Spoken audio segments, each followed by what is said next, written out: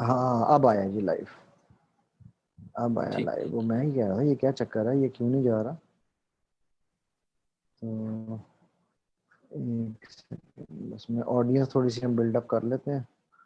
ठीक है। उनके काफ़ी मैं इसको साथ साथ रीडायरेक्ट कर लूँ जी। बिल्कुल, अब we are in live conversation.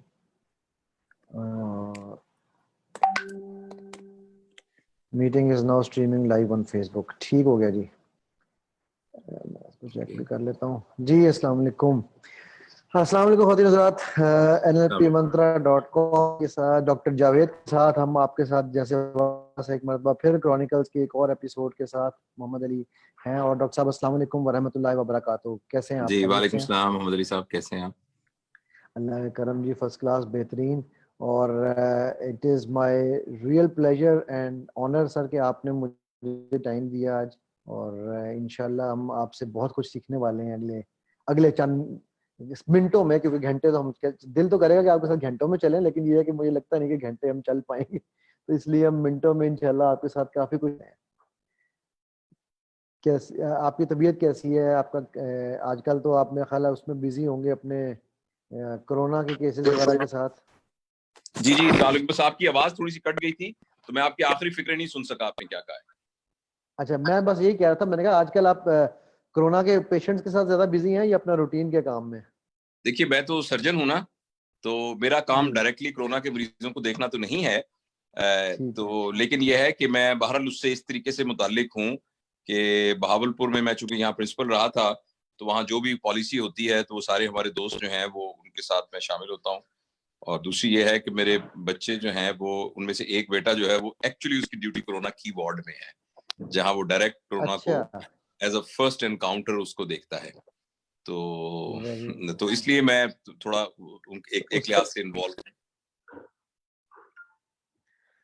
अच्छा अच्छा अच्छा। डॉक्टर साहब, मैं बेसिकली जो आज का मेरा मेन ऑब्जेक्टिव था आपके साथ इसको करने का, कि एक तो ये कि आपके माशाल्लाह कई जहते हैं। आप वन ऑफ मैं देख रहा था पिछले दिनों top 10 motivational speakers of Pakistan में माशाल्लाह आपका नाम आता है टॉप लोगों में। उसके बाद आप मेडिकल डॉक्टर हैं, सर्जन हैं। और सबसे इंटरेस्टिंग एस्पेक्ट जो कुछ दिन पहले मुझे आपसे जब बात हुई तो आपने बताया, वो आप आजकल कॉग्निटिव के ऊपर काम कर रहे हैं बहुत सारा। तो मैं उसी हवाले से डॉक्टर साहब आज की इस डिस्कशन को लेके चलना चाहूँगा कि आप क्या क्या ख्याल है।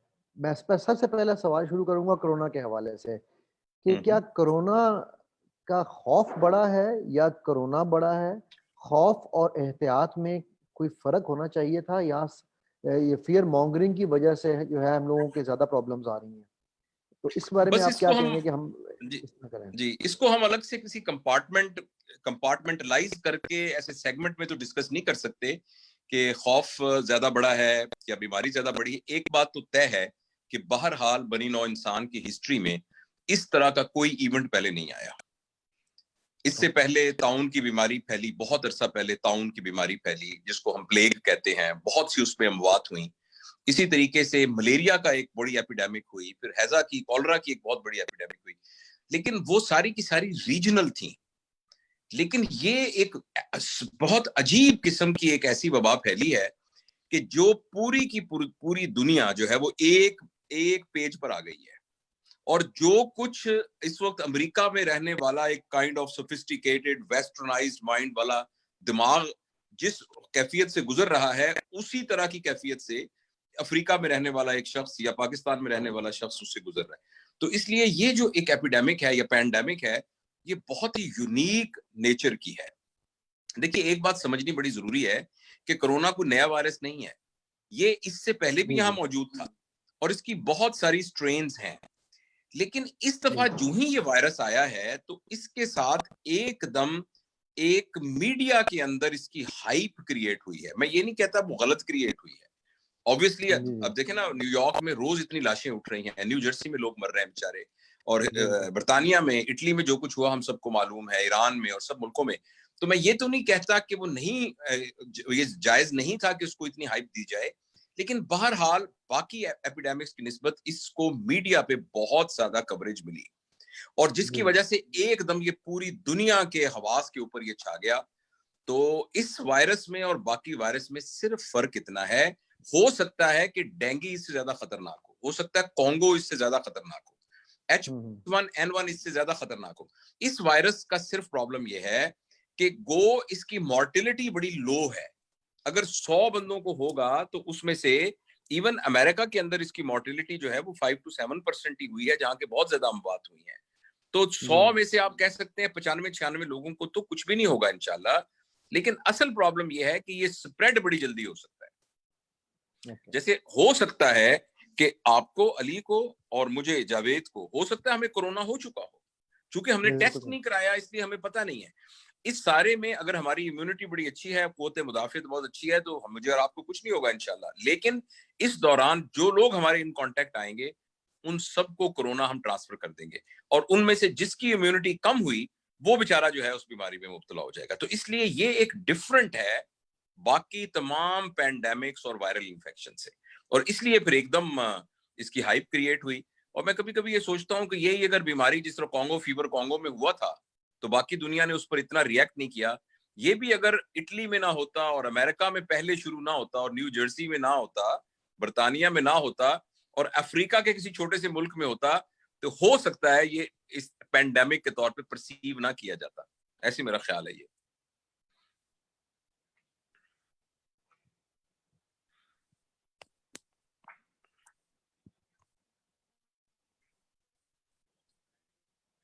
आपको आवाज आ रही है मेरी? जी जी जी, बिल्कुल बिल्कुल आ रही है, बिल्कुल आ रही है। तो मैं बस ये कह रहा हूं कि ये है इस बीमारी का पैटर्न, लिहाजा हमें एहतियात तो बहुत करनी चाहिए और केयर करनी चाहिए, और जो WHO की गाइडलाइंस हैं और जो हमारे मुल्क की हुकूमत की गाइडलाइंस हैं उसके ऊपर अमल करना चाहिए। और जिसका सिंपल सा मतलब ये है कि हमें सोशल डिस्टेंसिंग रखनी चाहिए, जब भी बाहर निकलें तो मुंह और नाक को मास्क से कवर करना चाहिए, हाथों को बार बार धोना चाहिए, और हाथों को बगैर जरूरत के मुंह, नाक और आंखों की तरफ लेके नहीं जाना चाहिए। और जिसको जरा से भी सिम्टम है तो उसको फिर अपना कोरोना का टेस्ट उसका होना चाहिए। हमारे मुल्क में तो इंतजाम है, हुकूमत ही करवा देती है वो टेस्ट, और अगर किसी को हो तो वो क्वारंटाइन में चला जाए। और क्वारंटाइन के सिलसिले में गो हुकूमत ने क्वारंटाइन सेंटर बनाए हैं, लेकिन मेरी जाती ख्याल ये है कि बेस्ट प्लेस टू क्वारंटाइन अगर लोग समझ सकें तो वो घर है, कि वो घर में क्वारंटाइन हो और घर में रह के बस अपना ख्याल रखें, और उसके बाद जो है वो ड्रिंक्स यानी पानी पीते रहें, विटामिन सी लें, फ्रूट्स खाएं, अच्छी हेल्दी फूड लें, लोगों से एक फासला रखें, और 14 दिन के बाद जो है ये 14-15 दिन के बाद ये ठीक हो जाएगा इंशाल्लाह। तो खौफ उतना ही करना है जितना के जायज है, इसको अपने आसाब पर सवार नहीं करना। और अगर किसी को कोरोना हो भी गया तो ज्यादा इम्कान ये है कि वो ठीक हो जाएगा। डॉक्टर साहब, यही असल में मेरा सवाल है कि जो भी आपने आखिरी जुमला बोला, यही मेरा ओरिजिनल पॉइंट है कि लोग जो हैं वो एक, हम लोग माइंड साइंसेस में एक चीज कहते हैं कि the more you have fear in your minds, the more you make your energy flow towards fear. आप अपनी इंटरनल कुव्वत मुदाफियत को, एंटीबॉडीज को खुद ब खुद वीक करते जाते हैं। इस पे मेडिकल साइंस कुछ थोड़ा सा कहती है जी हमारे पास रिसर्च नहीं है, लेकिन इस पे कॉग्निटिव साइंस क्या कहती है आपकी? देखिए, मेरे ख्याल के अंदर तो इस पर बहुत रिसर्च मेडिकल साइंस पे भी मौजूद है, और एक नाम जो मैंने बारहा लोगों को लिया है और लोग कहते हैं कि आपको तो पता नहीं उनसे कोई इश्क है, वो है ब्रूस लिप्टन साहब। जी ब्रूस लिप्टन बुनियादी तौर पे एक मेडिकल डॉक्टर थे, वो येल यूनिवर्सिटी में पढ़ाते थे, और वो जेनेटिक्स के प्रोफेसर थे। और वो हमेशा से बना हुआ ये मिथ कि जेनेटिक्स डिटरमिन करती है कि आपने कैसे बिहेव करना है। लोगों का ये ख्याल था कि जब आप पैदा होते हैं ना, उससे पहले ही आपकी जीन्स में ये लिखा जा चुका होता है कि आपकी आंखों का रंग कैसा होगा, आपके बाल कैसे होंगे, किस उम्र में आपके बाल जो हैं वो झड़ जाएंगे और आप बाल्ड हो जाएंगे, और आपको कैंसर होगा या नहीं होगा, आपका रवैया क्या होगा। तो उन्होंने इस बड़ी मिथ को तोड़ा, साइंटिफिकली प्रूव करके कि असल में जेनेटिक फैक्टर से ज्यादा अहम जो है वो एपिजेनेटिक फैक्टर्स हैं। आपकी जीन्स के अंदर जो भी लिखा है उसके एक्सप्रेस होने का ताल्लुक इस बात से है कि आप उसको किस एनवायरनमेंट में रखते हैं। नंबर एक, उस एनवायरनमेंट के अंदर जहां न्यूट्रिएंट बहुत अहम है, वहां दूसरा अहम चीज ये है कि हमारा स्ट्रेस लेवल कितना है। अगर उन्होंने ये बात सिर्फ एक हाइपोथेटिकल प्रिजम्पशन के ऊपर नहीं की, बल्कि उन्होंने आर्टिफिशियल यानी एक एक पीट्री डिश के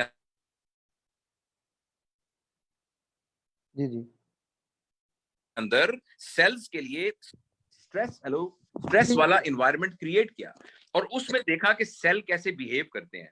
और हम सारे के सारे एज अ ऑर्गेनिज्म, मैं और आप, बुनियादी तौर पे हम एक कम्युनिटी हैं, हम इंडिविजुअल नहीं है। हमारा ख्याल है कि अली एक इंडिविजुअल है, जावेद एक इंडिविजुअल है, हम बेसिकली एक कम्युनिटी हैं।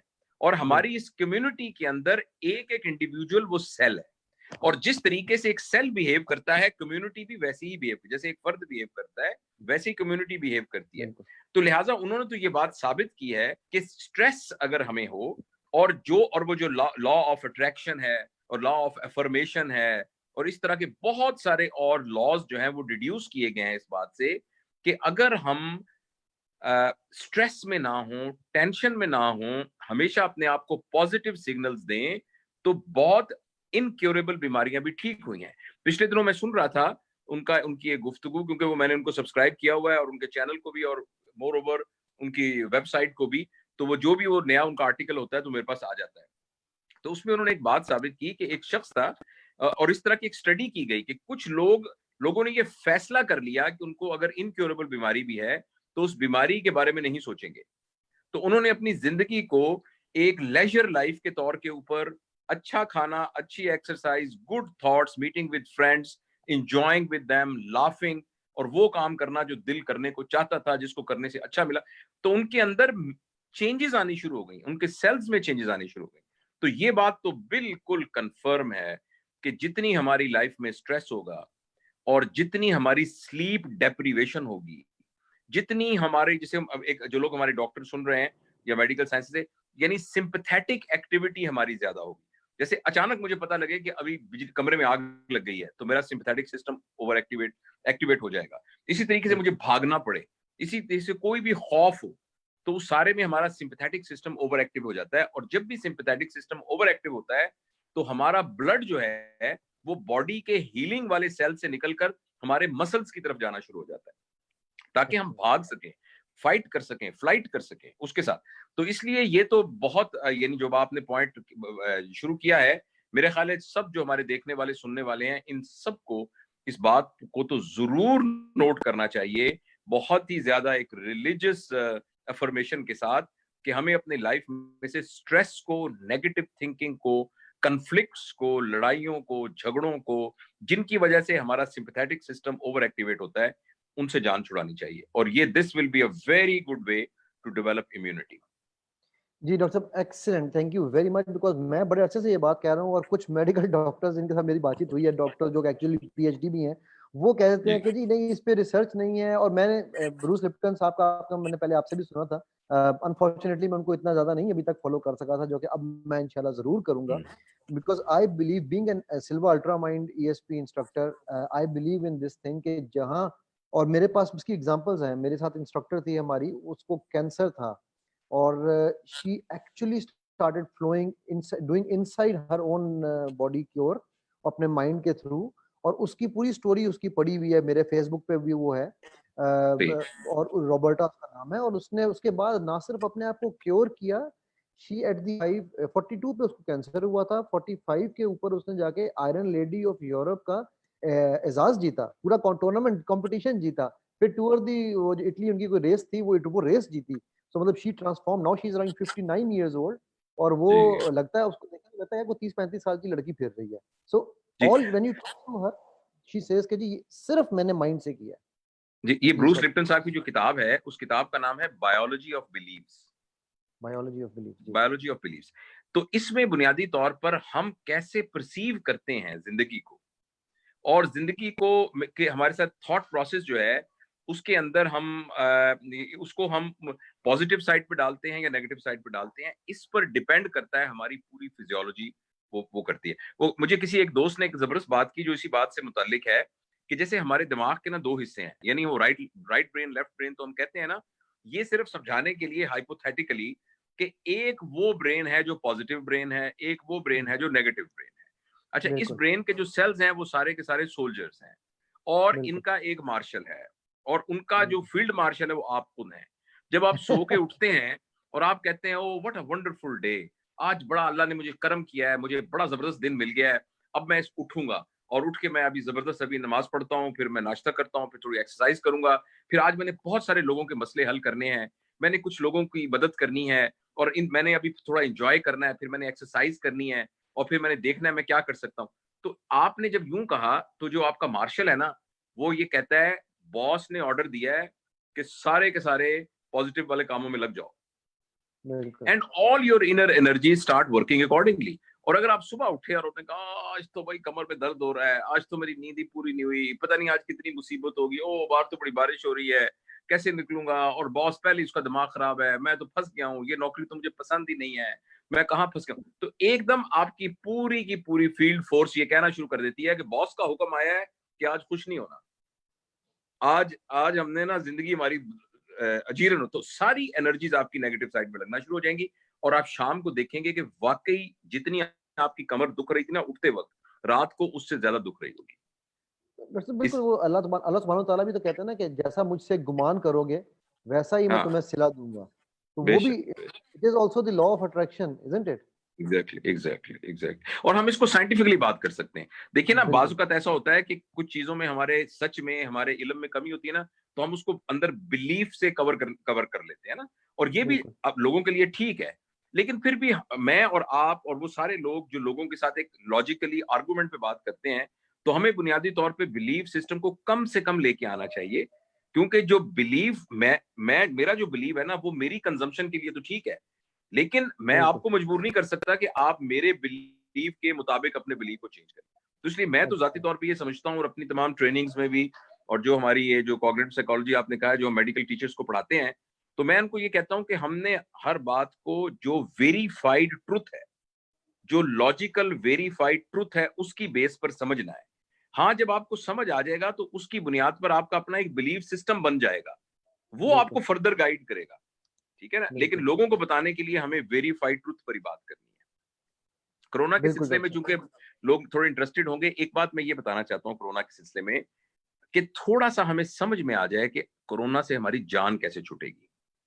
देखिए, कोरोना से जान छूटने के तीन तरीके हैं। एक तरीका यह है कि हम कंप्लीट लॉकडाउन कर दें, कंप्लीट। कोई बंदा घर से बाहर नहीं निकलेगा, कोई दफ्तर नहीं जाएगा, कोई ट्रांसपोर्ट नहीं चलेगी, बिल्कुल। ऐसा करने से इस जरासीम को ट्रांसफर होने के लिए वेक्टर नहीं मिलेगा, और ये जरासीम खुश्क जगह के ऊपर कुछ घंटों से लेकर कुछ दिनों तक जिंदा रहता है और फिर ये खत्म हो जाता है, और उसके बाद ये ट्रांसफर करने की इसकी एबिलिटी नहीं होती। अच्छा, अब ये प्रैक्टिकली मुमकिन नहीं है, कंप्लीट बिल्कुल। Lockdown is almost impossible. दूसरा इसका तरीका यह है कि हमारी टेस्टिंग एबिलिटी बहुत बढ़ जाए। हम बेशुमार, पाकिस्तान की आबादी 21 करोड़ है ना, तो कम हाँ, से हाँ, कम हम 3 करोड़ लोगों को टेस्ट कर लें, बिल्कुल सही। और उनमें जिन लोगों के अंदर पॉजिटिव आ जाए उनको क्वारंटाइन कर दें। बाकी बिल्कुल लोगों सही। का लॉकडाउन ना करें। लॉकडाउन करें ही उसका जिसका टेस्ट पॉजिटिव हो, लेकिन टेस्ट के कराने की एबिलिटी हमारी बहुत ज्यादा बढ़ जाए। ये दूसरा तरीका है। और तीसरा बिल्कुल। तरीका अनफॉर्चुनेटली वो ये है कि 70% लोग इसमें इन्वॉल्व हो जाएं, हुँ, हुँ। 70% को हो जाए कोरोना। ताकि उनकी इम्यूनिटी उन बन जाए। हाँ, अच्छा, उसको उसके लिए टेक्निकल टर्म यूज होती है हर्ड इम्यूनिटी। जी, हर्ड हर्ड यानी इम्यूनिटी। रेवड़ से, हर्ड से मुराद रेवड़। तो बिल्कुल, बिल्कुल। जब 70% लोगों की को हो जाता है, तो इस 70% में से, यानी पाकिस्तान की आबादी अगर आप 20 करोड़ लें, तो आप ये कहिए कि 14 करोड़ लोगों को कोरोना हो जाए, अल्लाह ना करे, और उन 14 करोड़ में से अराउंड 5% मोर्टेलिटी आप कैलकुलेट कीजिए। तो ये वो बिल्कुल सही। लोग हैं जो अनफॉर्चुनेटली जिनका इम्कान है कि वो कोरोना की वजह से मतलब उनका इंतकाल हो सकता है, और बाकी सब लोगों में हर्ड इम्यूनिटी डेवलप हो जाए, और उसके बाद जब 70% को हो जाती है तो बाकी 30 में खुद ब खुद ही हो जाती है। तो अब बिल्कुल हमें सही। चॉइस लेनी है कि इन तीनों में से किन तरीकों से हमने कोरोना के साथ लड़ना है। अगर तो हम चाहते हैं पार्शियल लॉकडाउन, जो कि हुँ, आजकल हुँ। हम कर रहे हैं, तो इससे इसकी पीक अचीव होने में बहुत दिन लग जाएंगे। हुँ, हुँ। और जो बाकी दो तरीके हैं उनसे जो है वो पीक जल्दी अचीव हो जाएगी, और जिससे जितना कुछ, जैसे मेरे ख्याल में अमेरिका के अंदर पीक अचीव हो गई है और वहां डिक्लाइन होना शुरू हो गया है। इसी तरीके से बर्तानिया में भी पीक नहीं अचीव हुई, लेकिन लेकिन उसमें जर्मनी में और इटली में पीक अचीव हो चुकी है, और वहां से अब वो नीचे आना शुरू हो गया। तो हमारे यहाँ, और दूसरा मेरा जाती ख्याल में हमारी हुकूमत ने काफी अच्छे तरीके से इसको हैंडल किया है। इवन वेस्ट ने भी इसको प्रेज किया है कि प्रियम्प्ट किया है इन्होंने, और सिंध की गवर्नमेंट ने भी इसमें लीड किया है काफी ज्यादा, उनके वजीर आला को मैं देखता रहता हूं, और बाकी भी जो सारे लोग हैं उन लोगों ने किया है। अब ये एक पॉलिटिकल डिसीजन होगा with the help of our social scientist and also medical personal कि हमने लॉकडाउन में क्या करना है। मेरी जो हदायत होगी एक जो और गुजारिश होगी तमाम जो बहन भाई हमारे देख रहे हैं कि आप इसमें ना ढीले ना हो। जैसे कल लॉकडाउन कम करने का कुछ हुआ है तो आज मैं जब आ रहा था अस्पताल से तो आज ऐसे लग रहा था जैसे लॉकडाउन खत्म हो गया है, लोग वैसे ही फिर रहे थे। हाँ, आज लोग वैसे ही मेला फिर रहे लगा थे है उसी शान से। उसी जान से। आज चाहूं तो सारे एक एक दुकान मोल लूं जहां मोलूं आज लेते। चाहूं आज तो। ना रसाई का अब जी में धड़का कहाँ पर वो पर वो छोटा सा छोटा सा अल्लड़ अल्लड़ सा सा लड़का लड़का कहाँ। कहाँ। आप तो खैर अभी लड़के ही हैं, ये अपने बारे में मैं कह सकता हूँ। तो मैं सिर्फ ये अर्ज कर रहा था कि हमें अभी ढीले नहीं होना बिल्कुल। गैर जरूरी तौर पर अभी भी दुकानों में नहीं जाना। और बहुत सी दुकानें जो हैं वो ऑनलाइन आपको दे रही हैं, तो आप उनसे ऑनलाइन लीजिए। और बच्चों के स्कूल कॉलेज बिल्कुल नहीं अभी खुलने चाहिए, और आपको भी क्राउडेड जगहों पर अभी नहीं जाना चाहिए हम सबको। बिल्कुल सही है। डॉक्टर साहब मैं यहाँ पर थोड़े से सवाल 2-4 आए हुए थे, मैं चाह रहा था कि श्योर। वो अगर मैं रखूँ। एक एक तो ज़ाहिद साहब का मैं यहाँ पर आपको दोबारा इससे पहले जिक्र भी हो रहा था, ज़ाहिद शीपा साहब माशाल्लाह इस्लाम 360 के जो बानी हैं और वो अल्लाह हमारे उनको साथ इस अजर वक़्त। दे, उन्होंने बहुत बड़ा काम किया है। और अगर वो सुन रहे हैं तो मैं आपको बहुत शुक्रिया अदा करता हूँ। और ये मुझे अली ने तो अभी बताया, लेकिन मैं उससे इस्तिफादा हासिल करता रहता हूँ आपकी वेबसाइट से। और आपने बहुत बड़ा काम किया, अल्लाह आपको अजर दे।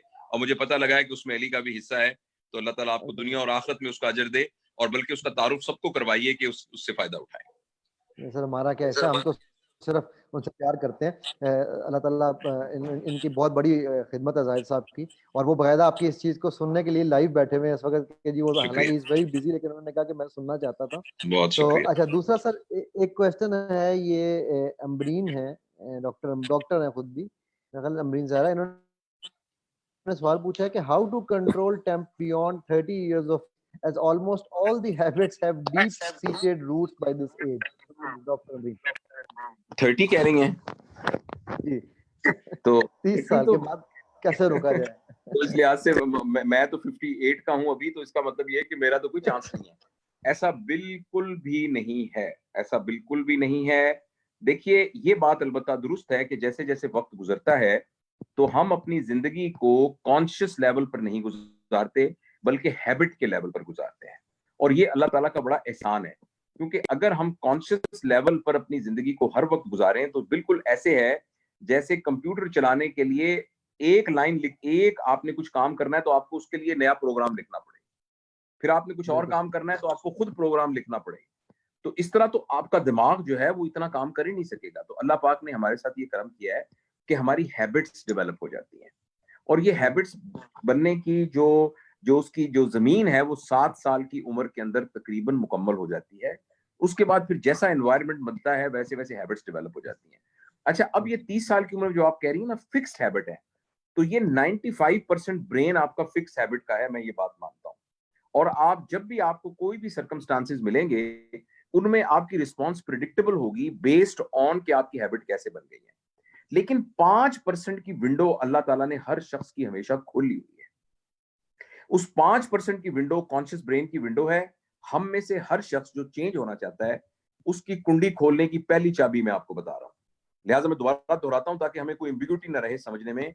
जो शख्स ये चाहता है कि मेरी बनी बनाई आदतों को ठीक होना चाहिए, सबसे पहले उसके अंदर एक चीज डेवलप होनी चाहिए जिसे कहते हैं dissatisfaction over previous habits. Absolutely. आप अपनी जो ग्रिप है ना कि मैं तो यूं करता हूं, मैं तो यूं करती हूं, इसको फौरन छोड़ दीजिए और आप कहिए जो मैं करती या करता हूं मैं उसको बदलना चाहता हूं। नंबर एक। अगर आप ये कहें कि जो कुछ मैं करता हूं मैं बदलना नहीं चाहता, फिर दुनिया कोई का फायदा कोई बड़ा मोटिवेशनल स्पीकर, कोई बड़ा ट्रेनर, मैं कहता हूं कोई वलीउल्लाह बुजुर्ग भी आपको नहीं चेंज कर सकता। सबसे पहले आपको ये फैसला होना करना है कि मुझे चेंज होना है। नंबर एक। पांबड़ नंबर के दो, पलने चाहिए ने। उस चेंज होने की desire, most of the time we don't desire enough absolutely. To change. इसलिए हम चूंकि डिजायर एनफ नहीं करते इसलिए हम चेंज नहीं होते। और खास तौर पर एक ना आजकल एक एडिक्शन हो गई है। एक एडिक्शन सिगरेट की होती है ना, कुछ और लोगों को और चीजों की एडिक्शन होती है। एक एडिक्शन हो गई है मोटिवेशनल स्पीकर्स को सुना। एब्सोल्युटली सर, थैंक इसका यू वेरी मतलब ये मच। है, अच्छा मैं आपको एक बड़ी मजेदार बात, अमरीन आपको बड़ी मजेदार बात बता रहा हूं। अब मैं कहीं सेशंस में जाता हूं ना, तो सेशन में लोग सवाल पूछते हैं, मुझे पहले पता होता है कि ये 4 सवाल जरूर पूछे जाएंगे। पहला ये, बताइए जिंदगी का क्या मकसद है। नंबर 2, मुझे बताइए मैं कौन हूं। तीसरा ये बताइए कि मैं अपनी पॉजिटिव सोचों को कैसे पॉजिटिव करूं। चौथा ये, मैं अपने माजी को कैसे भूल जाऊं। और पांचवा जो आपने सवाल पूछा है कि भाई इंसान कैसे तब्दील हो सकता है। अच्छा, हैरानी की बात, आप जो मर्जी उनको बात बता दें, अगले एक दफा मैंने एक सेशन में पढ़ाया, अगले सेशन में वो साहब बैठे हुए थे, उन्होंने मुझसे वही सवाल पूछे और वो भूल गए कि ये सवाल उन्होंने मुझसे पहले भी पूछे थे। मेरी बात समझे ना। तो वो ये है, वो होती ये है कि हम बदलने के सवाल तो पूछते हैं, लेकिन बदलने का इरादा पूरी तरह नहीं करते। वो एक हाल ही का शेर है, होती नहीं कबूल दुआ तरके इश्क की, दिल वाह चाहता वाह। तो दुआ में असर कहां। तो आहा, इसलिए अगर कोई भी ये चाहता है कि वो तब्दील हो, सबसे पहले पूरी ख्वाहिश करे। नंबर 2, अल्लाह से दुआ मांगे कि मैं चेंज होना चाहता हूं। और उसके बाद मैं आपको 2-3 तरीके बता देता हूं। नंबर 1 है कि आप रोजाना 10 मिनट निकालें, अपने आप से बात करें, खामोश होकर किसी भी पोस्चर में, जरूरी नहीं कि वो मुराकबे वाला पोस्चर हो, चुप करके बैठ जाएं and start getting your own introduction. अच्छा, बहुत सारे लोग कहते हैं देखिए मैं अपने लिए टाइम निकालता हूं, मैं जिम जाता हूं, मैं वॉक करता हूं, उसमें आप ये सोच रहे होते हैं कि मेरे कितने कदम चल लिए, या जो आपने हेडफोन लगाया होता है कि उसमें कौन सा गाना चल रहा है और कौन कौन लोग हैं।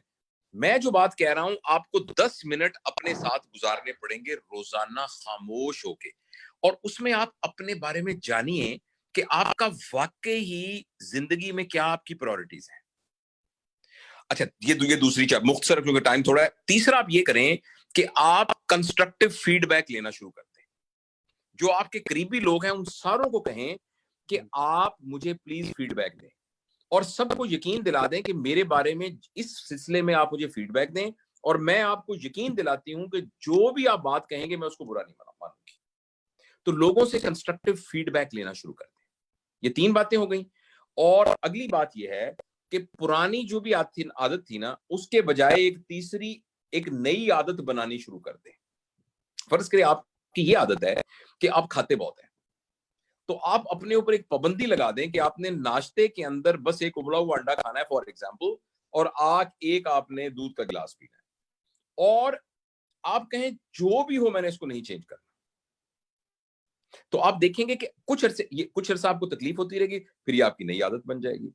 तो ये बेसिकली एक सिंपल एल्गोरिदम है, लेकिन इसकी पूरी लंबी लंबी वर्कशॉप्स हैं हाउ टू ब्रिंग चेंज के बारे में। कुछ थोड़ा सा मैंने भी अपने चैनल के ऊपर कुछ 2-3 मैंने सेशंस किए हुए हैं, लेकिन ये है कि सेशन वगैरह से कोई फर्क नहीं पड़ेगा। आप खुद एक शदीद ख्वाहिश कीजिए, उसके बाद लोगों को आप अपना निगरान बना दीजिए, और तीसरा, मैं एक बात भूल गया, अपने ऊपर जुर्माना लगाएं।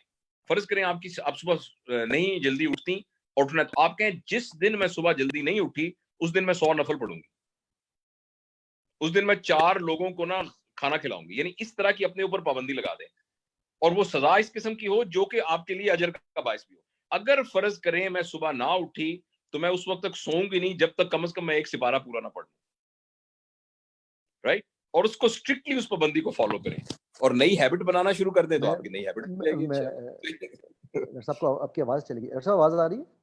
अब आ रही हेलो जी, मुझे तो आ रही है आपकी आवाज। Hello hello. जी, अच्छा अच्छा आ रही है। वो मैं इसको अगर एक दरिया, जी जी, अब अगर इस दरिया को हम कूजे में बंद करें ना, तो जो मैं हमेशा कहता होता हूँ कि अपने मन में डूब के पा जा सुराग जिंदगी, तू मेरा बेशक, नहीं बनता न बन, अपना तो बन। अपना तो बन, हाँ जी, बिल्कुल तो सही। और दूसरे जो आपने डॉक्टर साहब मोटिवेशनल स्पीकिंग की बात की, बिकॉज मेरी इसके ऊपर वीडियोस आई कि motivational speaking is a Hoeks, तो उसके ऊपर लोग मुझसे काफी नाराज हुए मोटिवेशन स्पीकर्स। और मेरा उस पर प्रेमिस ये था कि मैं ये कहता हूँ कि मोटिवेशन दो तरह की है, intrinsic and extrinsic. Extrinsic factors जितने मर्जी आते जाएं, जब तक सही है, पांबड़ अंदर नहीं बढ़े, आग नहीं लगेगी। बिल्कुल ठीक है, सही, आप बिल्कुल। बाहर से जो मर्जी करते, यू हैव टू, जो आपने बात पिक अप फ्रॉम इनसाइड। अच्छा डॉक्टर, दो सवाल यहाँ पर मैं आगे और लेके चलता हूँ। एक सवाल जो है ये आसिम कुरैशी साहब ने पूछा है, और वो आप ऑलरेडी इसका जवाब वैसे दे चुके हुए हैं, और मेरा ख्याल है आपका जवाब बहुत जबरदस्त था। इन्होंने कहा कि जी क्यों गवर्नमेंट जो है लोगों को इनकरेज नहीं कर रही कि आप क्वारंटीन घर में ही करें, वो क्यों उनको बाहर भेज रहे हैं, ये उनका एक सवाल था। तो मेरे मेरा ख्याल ख्याल इसका में तो मेरे आपने ख्याल में जवाब मैं मुख्तसर बता देता हूँ। असल में मेरे ख्याल में हमें ना थोड़ा सा गवर्नमेंट को इस बात का वो लीवरेज और क्रेडिट देना चाहिए कि ऑनेस्टली स्पीकिंग हम अभी लोगों पर ट्रस्ट नहीं कर सकते। हमें ये नहीं पता कि लोग वाकई ही उसके मुताबिक अमल करेंगे या नहीं करेंगे। तो इसलिए शायद गवर्नमेंट इस बारे में वो हो, लेकिन अगर किसी को समझ में आ जाए तो best quarantine is at home. At home, बिल्कुल। डॉक्टर साहब, एक अगला सवाल है, ये हुसैन ने पूछा है, वो कह रहे हैं, why panic condition and depression in society while we are true Muslims and true believers? Muslims always trust on Allah and themselves with their abilities. मैं before I hand over the question to you, मुझे हंसी आ रही है लफ्ज true के ऊपर। सो हंसी in the sense कि अपने ऊपर हंसी आ रही है कि यार हम आर वी रियली ट्रू? सो क्या हम तो कुछ वही नेड़े या हाँ, मैं तो इस सवाल का जवाब अमूमन ये दोस्तों दोस्त पूछते हैं इस तरह का, तो मैं उनका सवाल ये देता होता हूँ कि आप मुझे बताइए, are you panic, are you in fear? अच्छा, अगर if you are in panic, if you are in fear, then my second question arising from your question is, are you a true Muslim? ठीक है ना? तो अब आप खुद ही इसका सवाल का जवाब है। तो अगर आप खुद पैनिक हैं और आप खुद एक डिप्रेशन के अंदर हैं, तो और फिर आप कह रहे हैं कि मैं ट्रू मुसलमान भी हूं, तो ये दोनों फिर आपस में एक डिस्पैरिटी है इस क्वेश्चन के अंदर। दूसरा, मैं जाती तौर पे ये समझता हूं हुसैन साहब कि हमें चीजों को, मजहब को का प्रॉपर जितना हमें चाहिए उसका इल्म होना चाहिए, हमें उसके मुताबिक इबादत वाली जिंदगी गुजारनी चाहिए। लेकिन हम जब चीजों की एक्सप्लेनेशन कर रहे होते हैं ना, उसके अंदर, और खास तौर पे जब हम अपने लिए कर रहे होते हैं ना, उसमें तो आप अपने फेथ को जरूर लेके आइए और अपने बिलीफ सिस्टम को जरूर लेके आइए। लेकिन जब आप दूसरों को मशवरा दे रहे होते हैं ना, उसके अंदर हम अपने फेथ का वजन उसमें ना डालें। मेरे लिए बहुत, मैं इस वक्त बावजू बैठा हूं और आपको पता है प्रोग्राम हमने इसलिए 7 बजे रखा था कि कहीं हमारी मगरिब की नमाज ना मिस हो जाए। मैं ईशा की नमाज बिल्कुल पढ़ के सोऊंगा। हमारे घर के अंदर अभी कुरान का दर्स होने वाला है, और मतलब हम रोज कुरान पढ़ते हैं, जिसमें सारे बच्चे, मेरी बीवी, सारे बहू सब इकट्ठे हो जाते हैं, कुरान पढ़ते हैं। मैं जाती तौर के ऊपर इतना प्रैक्टिसिंग मुसलमान हूं, लेकिन मैं अपने इस फेथ के जरिए से आपकी किसी क्वेस्ट का जवाब नहीं देता, ना दूंगा, ना कभी दूंगा। ये मेरे अपनी कंजम्पशन के लिए है। आपका फेथ सिस्टम आपने खुद ढूंढना है। ये रोशनी आपकी रोशनी है, ठीक है ना? मेरे हाथ में जो लालटेन पकड़ी हुई है ना, उससे बस मुझे रास्ता रास्ता नजर आ रहा है और वो मेरे लिए है। आप अपना खुद ढूंढिए। मेरे ख्याल में हमारा, हम पैनिकी हैं, हम गुस्से में, हम सारी चीजें, उसके सवाल का जवाब फेथ की बेस पर यही है कि एक्चुअली हम ट्रू मुस्लिम है नहीं। एक्चुअली जो स्पिरिट ऑफ रिलीजन है वो नहीं है हमारे अंदर। इसकी वजह से, और दीन के बारे में बड़ी सीधी सी बात है कि दीन, जैसे काफा का लफ्ज इस्तेमाल हुआ है, दीन पर मुकम्मल चलने पर इसके दुनिया और आखिरत के सारे फायदे होंगे। इसमें तो कोई शक नहीं है कि आप अगर नाम के भी बिल्कुल मुसलमान होंगे तो अल्लाह ताला आपको एक, आपका कम से कम उस लिस्ट में तो नाम है। लेकिन अगर आप उसके सारे बेनिफिट्स हासिल करना चाहते हैं ना, दुनियावी, आखिरत, spiritual, psychological, social, economic, physical, metaphysical, तो आपको दीन को मुकम्मल अमल करना पड़ेगा। और मुकम्मल दीन के सिलसिले में मोटी मोटी 4 बातें जो मुझे 5 मुझे समझ आई हैं। खुदा के ऊपर आपका गैर किसी कोई, यानी पक्का यकीन हो कि वही पैदा करने वाला है, वही सस्टेनर है, वही राज़िक है, वही मालिक। नंबर 2, नबी पाक सल्लल्लाहु अलैहि वसल्लम के तरीकों में आप अपनी कामयाबी समझते हैं। नंबर 3, जो मोटी मोटी इबादत हैं वो आपकी जिंदगी में हो। नंबर 4, आपके जरिए से मखलूक खुदा को कभी दुख ना पहुंचे।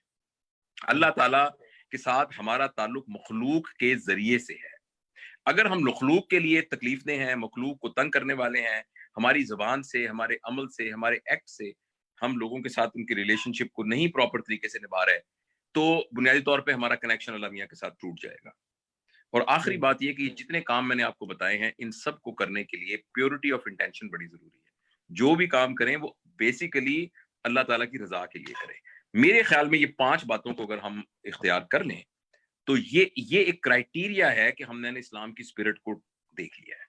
और ऐसा करने के ऊपर मेरा नहीं ख्याल, इस सारे करने पर कभी कोई खौफ, आप खौफ का मतलब ये नहीं देखें, आप अगर आप सामने शेर आ जाएगा तो आप कंसर्न तो होंगे, ठीक है ना? अगर कोई बीमार, किसी को पता लगे तुम्हें कैंसर हो गया, तो वो कंसर्न तो होगा।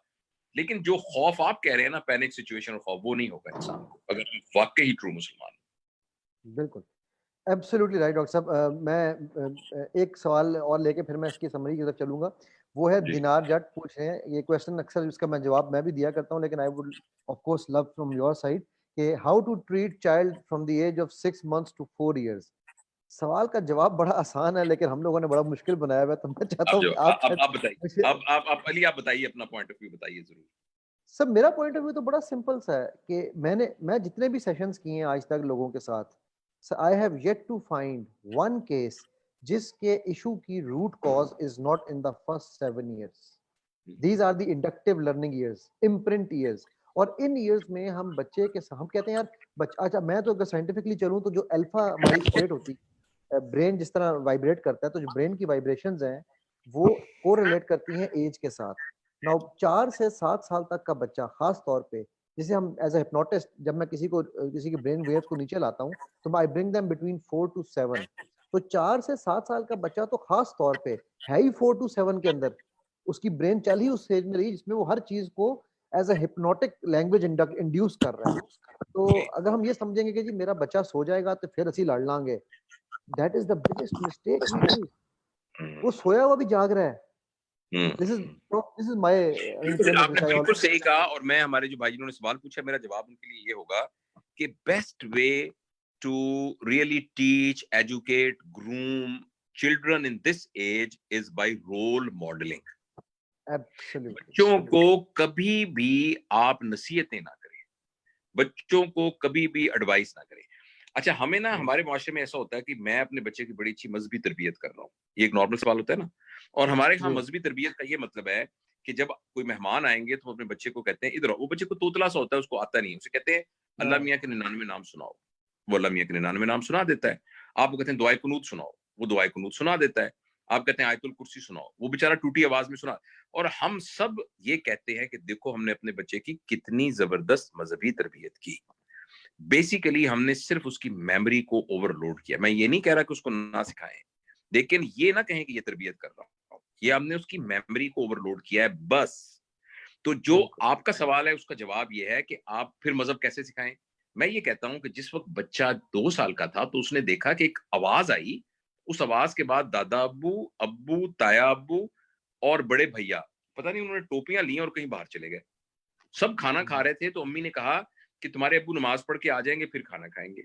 और जितनी औरतें थी उन सारों ने अपने हाथ धोए और पहले दुपट्टा तरह और तरह से था, फिर उन्होंने घुमा के दुपट्टा लेके सारे एक चटाई के ऊपर खड़े हो गए. तो उसने कहा ये क्या हो रहा है. ये देखा कि दिन में 4-5 दफा ऐसा हो रहा है और मुसलसल हो रहा है. आप देखेंगे, आप एक दफा भी अपने बच्चे को ये ना कहें नमाज पढ़े, थोड़ी देर में वो बच्चा जो है ना टोपी लेके आपके साथ चुप करके खड़ा हो जाएगा. बिल्कुल. और आप उसको ये ना कहें हम नमाज पढ़ रहे हैं, हम ये करें. आप इंतजार करें जब बच्चा आपसे ये पूछे मामा हम क्या कर रहे हैं, तो आप उसे कहो बेटा तुम बताओ क्या कर रहे हैं. अभी भी उसको ये मत बताइए. हम ये करते हैं कि अभी बच्चे के अंदर सवाल पैदा हुआ नहीं होता, हम उसको जवाब ठोंस देते हैं. यानी एक बंदे को भूख लगी नहीं है, आप उसको 4 मुर्ग मुसल्लम खिला देते हैं. अब इसको सारी जिंदगी भूख नहीं लगेगी क्योंकि आपने उसके ना भरे पेट के अंदर सब कुछ डाल दिया. बच्चे का सवाल क्रिएट होने का मौका दें. एक दिन बेचैन होकर बच्चा पूछे बाबा कहां जाते हैं, माँ फिर भी सब्र करे, ना बताए, अपने बाबा से पूछो बाबा पापा आप कहां जाते हैं ये टोपी लेके. वो कहता बेटा तुम्हारा क्या ख्याल है कहां जाते हैं. वो कहता है मुझे नहीं पता, मैं मस्जिद जाता हूँ. आप मस्जिद क्यों जाते हैं, आपके ख्याल में क्यों जाते हैं. बेटा मस्जिद अल्लाह का घर होता है. आप अल्लाह से मिलने जाते हैं. हाँ बेटा अल्लाह से क्या करें. तो आपके ख्याल में किसी घर जाए तो क्या करते हैं, कहते हैं बातें करते हैं. तो बेटा हम अल्लाह से बातें करने जाते हैं.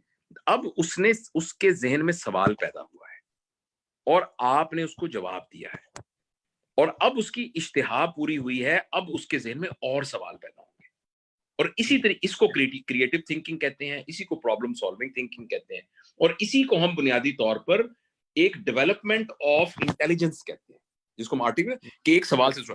तो मैं अपने भाई को ये कहना चाहता हूं कि आपके जो छोटे बच्चे हैं ना, आप उनको नसीहतें करनी फौरन छोड़ दें और जो उनको बनाना चाहते हैं वो खुद बन जाए. आप अपने बच्चे को तू कभी नहीं बुलाएं. आप चाहते हैं आपका बच्चा सबको बड़ों को आप कह के बुलाए, तो आप उस बच्चे को आप कह के बुलाना शुरू करें. तो आप रोल मॉडल करें तो आप देखिएगा कि आपके बच्चे की जबरदस्त तरबियत होगी इंशाल्लाह. बिल्कुल डॉक्टर साहब, absolutely. And this is something which is really really missing in the society कि हम कहते हैं, मतलब मैं एग्जांपल देता हूँ, मेरे छोटी सी आपको एग्जांपल दूंगा. मेरी बड़ी बेटी माशाल्लाह, वो मेरे बच्चे खैर सारे अरबियों से अच्छी बोलते हैं. मेरी बड़ी बेटी ने भी A-levels में अरबी में 8 स्टार्स लिए जी. क्योंकि आप रहे भी हैं और उसमें माशरे के अंदर भी रहने को तो डॉक्टर साहब वहाँ बड़े लोग रहते हैं. मैं बल्कि जब बच्चों को स्कूल में दाखिल कराने गया तो मेरी जो स्कूल की उनकी हेड जो थी ना, हेड ऑफ इस्लामिक, उन्होंने मुझसे बड़ा प्यारा सवाल पूछा। मैंने कहा आप क्यों चाहते हैं? मैंने कहा जी मैं चाहता हूँ मेरे बच्चे अरबी सीखें। तो she asked me and this was the conversation and I am gonna repeat the sentence. She said, I said I want my children to learn Arabic. She started laughing. I said, why are you laughing? She said, you want them to learn Arabic or to know Arabic?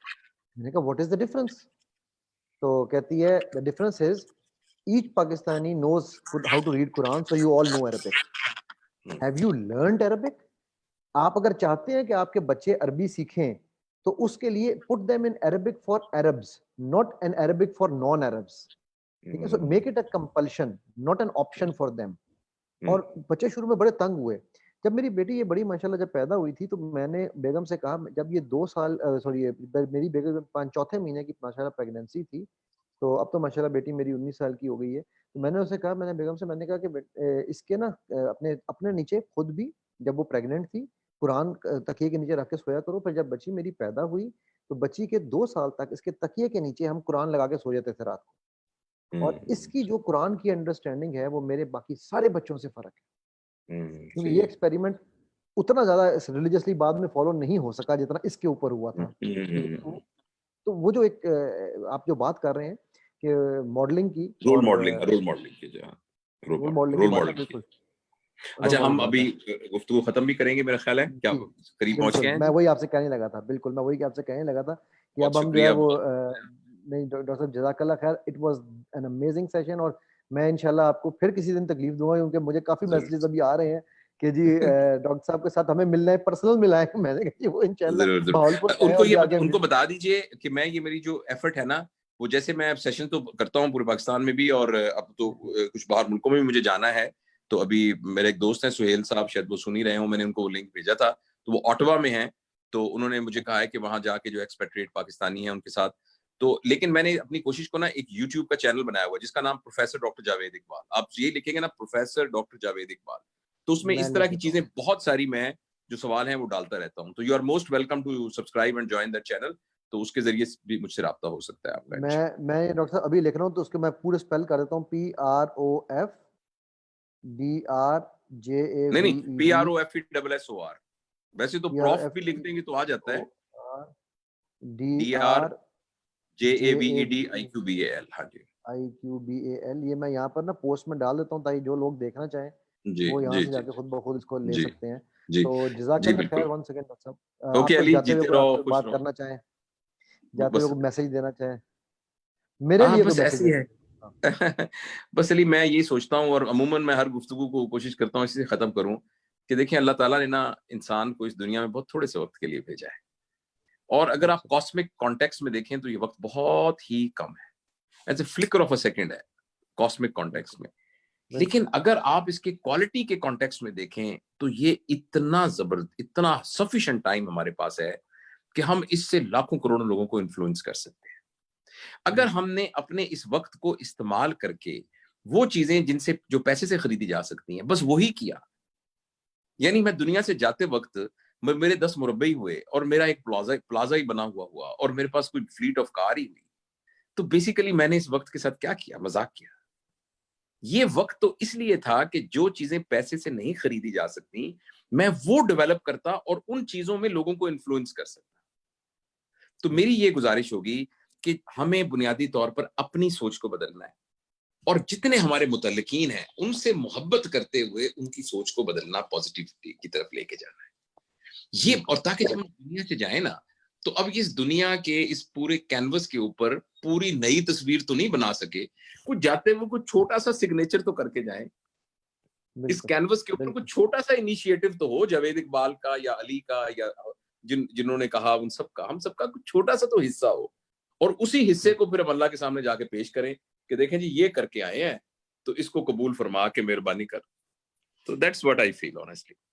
Absolutely doctor साहब, absolutely. मैं एक आखिरी बात के साथ कहूँगा, आपको summarise करूँगा कि मेरी एक वीडियो पिछले दिनों, तो खैर पिछले दिनों क्या, साल पहले मैंने इस पे बनाई थी कि माचिस की तीली है ना, consider this as non existence.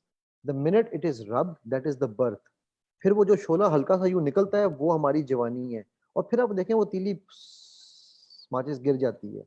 तो this is the whole scenario of life. और इसके एब्सोल्युटली। अंदर वही आप वाली बात है कि अगर हम इतने कम वक़्त में आते हुए आज़ान हुई, जाते हुए नमाज़, इस मुख्तसर से वक़्त में आए और चल दिए और अगर हमारे हुँ, जाने से फ़र्क ना पड़ा, तो फिर वही वाली बात है कि हम और ये अल्लाह का एहसान है डॉक्टर साहब कि उसने आपको मुझे हम लोगों से वो काम लेता है बिकॉज़ जिससे वो प्यार करता है ना, वो उसको उससे वो काम लेता है जिससे उसकी बख्शिश हो जाए। तो बस अल्लाह अल्लाह ताला पाक इंशाअल्लाह कबूल हम फरमाए सबको ऐलान। कबूल करे जी, और हमें रिया से बचाए और हमें अपने हिफ्ज़-ओ-अमान में रखे। डॉक्टर साहब जज़ाकल्लाह आमीन, खैर वन्स आमीन। Again for your time. अस्सलाम बहुत वालेकुम शुक्रिया। सारों का जी बहुत-बहुत वाह! शुक्रिया आप लोगों का रहने वाह! का। अस्सलाम वालेकुम व रहमतुल्लाहि व बरकातहू डॉक्टर।